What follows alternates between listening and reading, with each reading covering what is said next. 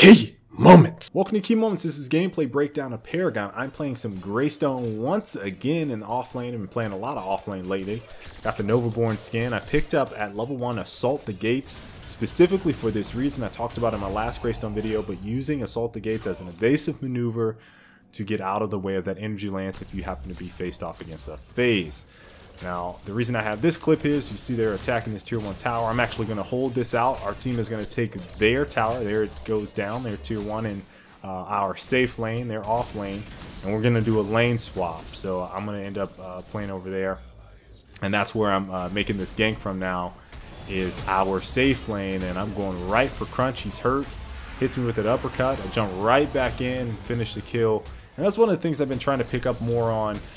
You know, versus playing as support, is really trying to work on my rotations as an offlaner and being in the fight, because a lot of time you're solo, you're by yourself, you're trying to catch up and farm, and at the same time you want to be in fights. Here I use Assault the Gates to hop on top of that ledge, and I hop down into 2 melee heroes with the Fang Mao and Crunch. Realistically I should have just stayed up on that ledge and sat there for a little bit, made them come around or make the Fang blink up at me. But the good thing about this is that they burned a lot to only take 1 of my lives, and as soon as that happened, my team ended up rotating over. This is a little bit later. You see we got the Grim, the Phase, the Morgash on our team. We take out their Phase, then we take out their Bellica, and last but not least, Crunch goes down. We end up basically sieging this tier 2, then we start wailing on the inhib, and then there's another mistake on my part. I don't think I should have gone for Fang Mao right here. I think I should have just continued to attack the core, and you guys will see why. We end up backing off here with the team. So I think I could have just stayed on that despite my ult being down and just tried to see how much damage I could do to it, because they're going to go in pretty hard. There's a Crunch down again. And at this point, I gotta back off, and the Phase didn't switch links to me. She's still on our Grim, so I'm just kind of waiting, biding my time, trying not to take any hits from like the Revenant or anyone really on that team.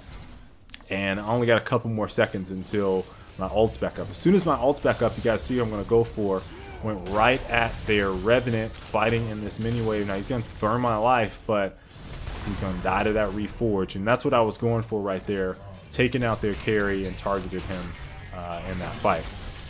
Here we grabbed Orb Prime, and despite having a 35-minute Orb Prime, this is a long game, late Orb Prime grab, I went back here to kill the minions so our wave would push up and our team started engaging, which is not a great thing to do considering I'm one of the tanks in this scenario. And you know, we just got blown up. The team got separated because I was going back to clear or bring up the minions to help push this wave. Our Grim and our Phase were kind of in the middle, and then our Morgash and our Chimera were engaged all by themselves in a 5, and so we basically just completely burned our Orb Prime and the advantage, and the enemy team really capitalizes off of that mistake. You guys can see in mid lane, our lane is kind of pushed up, and they're just going to town right now. So major mistake on our part, all because we did not pay attention to when we were engaging, where our minions were, and took that fight. So the enemy team just bullied down our lane, ended up taking down our core at this point in mid, and then we start this battle back to make up this lost ground. There's a stasis gem to avoid the potential obliterate, and there it came out late from that Revenant. Alright, so this is just a kind of a back and forth. This particular build that I have for Greystone, as opposed to the other one, is much more offensive heavy. The other one was more defensive heavy. So now I'm trying to get in people's faces, and they really have to pay attention to me, because if they don't, I will hurt them pretty badly. So there's a quick turnaround. This is just a bit of a skirmish here, just showing that we held this off. We stayed true to defending the lane and didn't panic. Alright, now I'm on Phase, hopping on Phase. She gets blown up immediately, and that's part of this build.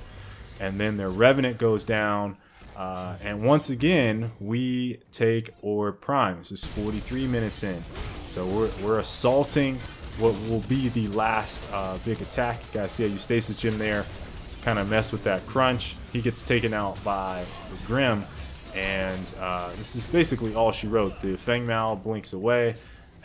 Grim then goes for the ultimate to try to just take him out. Couldn't get it, and we essentially finished the game from here. We got a phase trying to do something. It's not going to really do anything, and we just wail on it for the win. So, in this game, again, I just wanted to show this is a very solid, another solid, basic, fundamental Greystone gameplay with 5, 1, and 8.